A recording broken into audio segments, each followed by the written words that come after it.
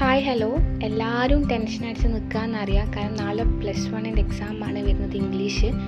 ഇപ്പം +1 ഇംഗ്ലീഷ് ഇരുന്നവർക്ക് അത് കുറച്ചും കൂടി ഫ്രീ ആയിട്ട് പഠിക്കാനും ഫ്രീ ആയിട്ട് എഴുതാനും കഴിയുന്ന ഒരു എക്സാം ആണെന്ന് വിചാരിക്കുന്നു. പക്ഷേ ആസ് എ +1 ഇമ്പ്രൂവ്മെൻ്റ് എഴുതുന്ന കുട്ടികളുടെ അവസ്ഥ, അതിപ്പം പറയുകയാണെങ്കിൽ ഇപ്പോൾ +2 എക്സാം എഴുതിക്കൊണ്ട് നിൽക്കുന്ന കുട്ടികളുടെ അവസ്ഥ എന്ന് പറഞ്ഞാൽ ഭയങ്കരമായിട്ട് ടെൻഷൻ അടിക്കുന്ന സമയമാണ്. കാരണം എല്ലാവരും വിചാരിച്ചിരുന്നത് ഒരു ദിവസം കൊണ്ട് അല്ലെങ്കിൽ 2 ദിവസം കൊണ്ട് ഇംഗ്ലീഷ് കംപ്ലീറ്റ് ആക്കാൻ കഴിയുമെന്ന് വിചാരിച്ച് ബുക്ക് തുറന്നു നോക്കിയപ്പം സമ്മറി പോലും അറിയാത്ത കുറേ അവസ്ഥ. നല്ലൊരു അടിപൊളി ട്രിക്ക് എന്ന് പറഞ്ഞാൽ നമ്മളെ ഇപ്പോഴത്തെ കാലം എന്ന് പറഞ്ഞാൽ AI ജനറേഷൻ കാലമാണ്. ഈ സമയത്ത് നമ്മൾ ഏറ്റവും കൂടുതൽ യൂസ്ഫുൾ ആക്കേണ്ട കാര്യങ്ങൾ, യൂട്ടിലൈസ് ചെയ്യേണ്ട കാര്യങ്ങൾ പറഞ്ഞാൽ AI ജനറേറ്റഡ് ആപ്സാണ്.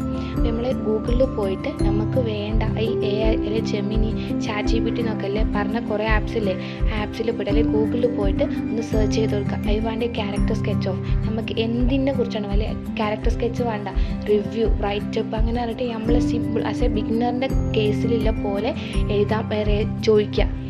ഫോർമാറ്റ് അങ്ങനെയുള്ളത് അറിയാം, ഗൂഗിളിൽ പോയിട്ട് ടൈപ്പ് ചെയ്ത് ചോദിച്ചാൽ നമുക്ക് നല്ല സിമ്പിളായിട്ട് വേഗം പഠിച്ച് തീരുന്ന പോലെ നമുക്ക് ഇതാക്കാൻ കഴിയും. കാരണം നമുക്കിപ്പോൾ ഒരു വീഡിയോ ക്ലാസ് കാണാനോ അല്ലെങ്കിൽ പാഠം മുഴുവൻ ചാപ്റ്റേഴ്സ് മുഴുവൻ വായിച്ച് തീരാനോ സമയമില്ല. അതുകൊണ്ടാണ് ഈ ഒരു ടിപ്പ് പറഞ്ഞു തന്നത്.